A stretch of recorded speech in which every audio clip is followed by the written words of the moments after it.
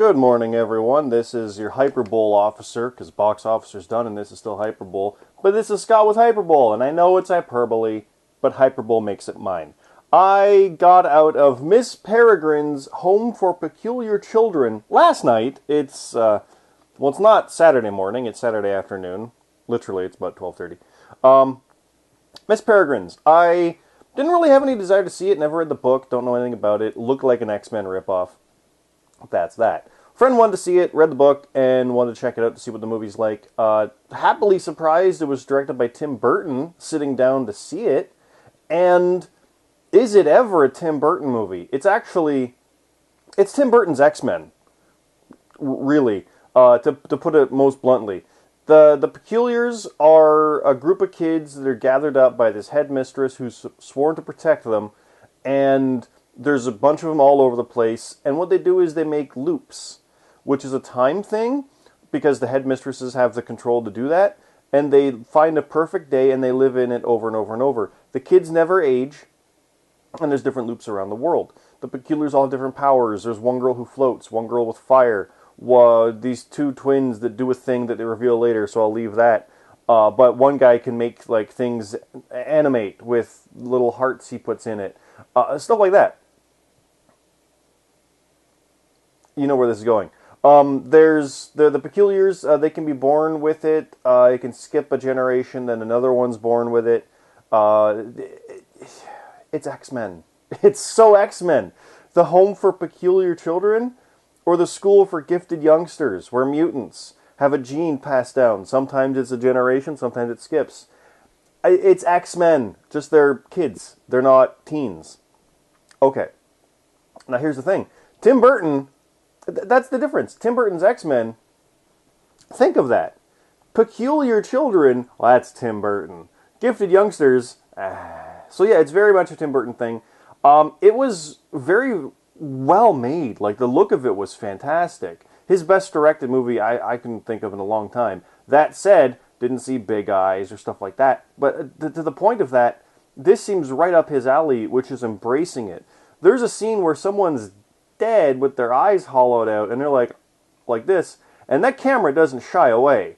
It goes all in. It holds true and stays in there, and has that feel of those old things from the 40s, because that's where part of it takes place, of those old freak photos of the 40s where it's just awkward and weird, and yet the movie is that, and that's perfect Burton. So awesome stuff. The other weirdly refreshing thing about it is there's no Johnny Depp and there's no Helena Bonham Carter. And that's kind of an odd thing, and yet good, because the kid that plays Jake, Asa Butterfield, he was Ender in Ender's Game, and I liked him in that, but I don't like him much here. He has the kind of blandness to him, but fair enough. He's supposed to be the normal one, so that kind of works in that regard, but didn't care for him much.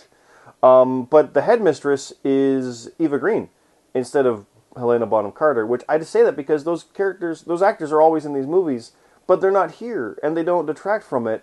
Instead, Eva Green is badass and just takes nothing from anyone. The poster has her as the prim proper headmistress holding a crossbow with a smile doesn't matter, but eyes I'll kill you. That's exactly what she is. She's great in this. She's awesome. She nails it. Now, the rest of the kids, I know immediately after the movie was over, I looked over to my friend who said, "What did I watch?" Because they changed a lot from the book. See, I'll just mention a couple things, where in the movie you see the girl floating, and that is kind of the lead girl, and you learn her name is Emma, and then you see there's a girl who can make things with fire, and her name is Olive. And yeah, they changed that. In the book, Emma is the fire girl that he likes, and the floating girl is named Olive. So why'd they change that? And they did the other things that they changed. There's something at the end which would have been perfect if they kept out one shot for the sequel, because there's 3 books. If they kept it out, it would have been still perfect to lead up to that sequel. However, it kind of seems like they combined stuff from all 3 and shoved it into the one, so sequels don't quite work based on what the sequel books are, but who knows.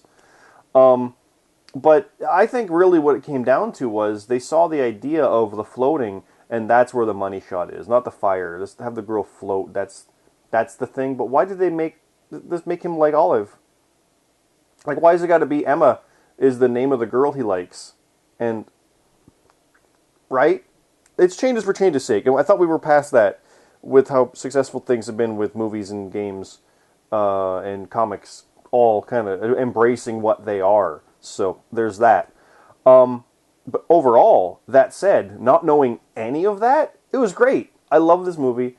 Like I said, some of the cast was a bit wonky, but Samuel L. Jackson is fantastic. Terrence Stamp is fun too. The idea and concept, which they just start to get to at the very end, seems dropped because it's literally the end. But if they go that route for the sequel, I'll quite enjoy that in the idea of just adventure. So that's cool too.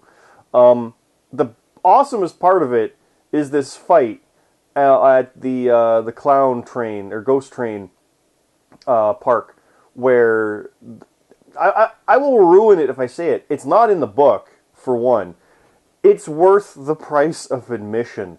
How cool that battle scene was. How unabashedly fun that fight scene is. It's so good. So yeah, this is easily a recommendation. Again, I went in with next to nothing as far as expectations, and yet I came out of there really enjoying it. It was well made. The cast, like I said, even with Butterfield not being all that great, it still worked overall in the awkwardness. Everyone made it work. There's aspects of it I didn't like. The whole idea of like, oh, you should stay with us and stay in our loop, which is literally this one day in 1943 forever. But he's got a family. And yeah, he had a normal upbringing, but it reeks of book in the idea of the normal families, whatever, but I'll give that up for the awesome. And as a fiction lover in sci-fi and fantasy, that's always that idea, like, oh, I would leave this behind for the adventure. But when you're really confronted with it, and the adventure is that weird and creepy, would you really? And it seems like that's glossed over in what happens. It's an odd thing. I always felt weird about stuff like that and how that's embraced. Also, the same day over and over and over. They literally relive 1943 over and over and over.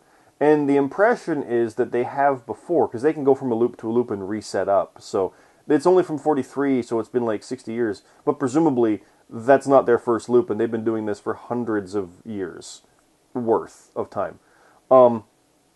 That's not really implied, but that's kind of implied from the book, I'll mention.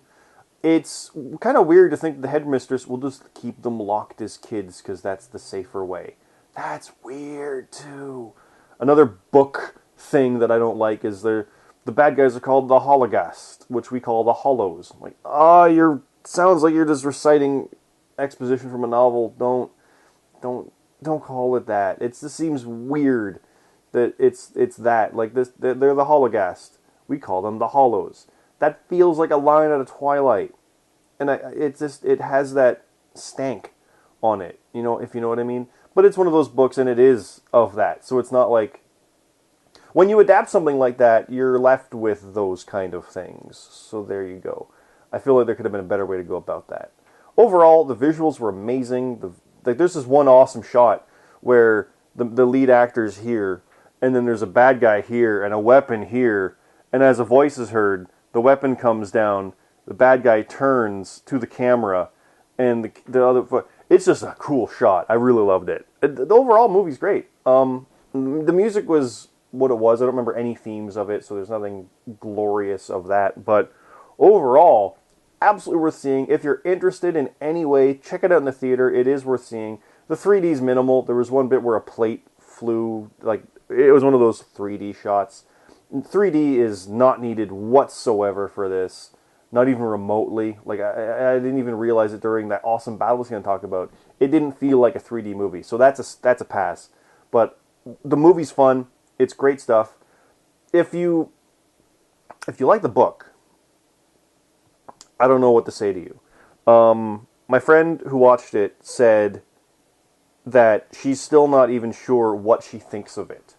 Because from a technical standpoint, she quite enjoyed it. She liked the direction. She hated Butterfield too.